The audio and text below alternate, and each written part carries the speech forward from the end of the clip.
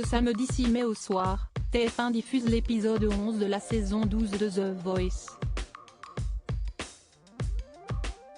Le 29 avril dernier, Amel Bent, la coach emblématique de l'émission, accordait une interview à Télé Loisirs. Dans les colonnes de nos confrères, la chanteuse de 37 ans se confiait sur cette nouvelle règle instaurée pendant l'étape des battles.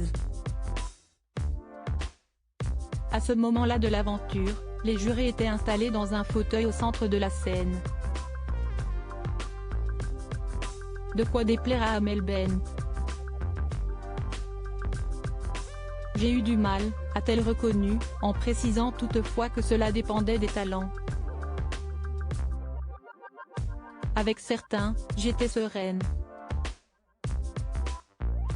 Avec d'autres, c'était plus compliqué, surtout quand on était dans l'émotion, a ajouté la coach, avant d'ajouter, j'aurais voulu les regarder dans les yeux pour les soutenir.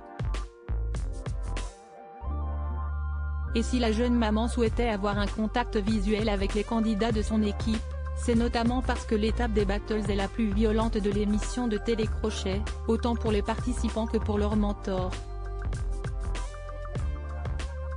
Il faut se séparer de la moitié de nos talents après leur avoir fait la cour lors des auditions à l'aveugle, a expliqué Amel Bent.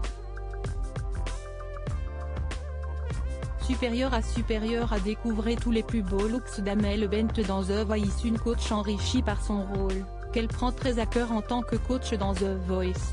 Pour la 6e fois déjà, la chanteuse a pu se rendre compte de tout ce que lui apporte le programme, année après année. J'ai beaucoup grandi dans ma manière d'aborder la musique et d'en parler.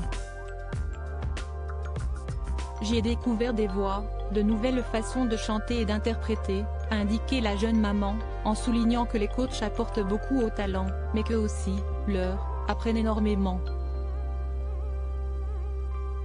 À chaque fois, je prends une immense claque, a développé Amel Bent auprès de nos confrères, visiblement reconnaissante d'avoir une telle opportunité.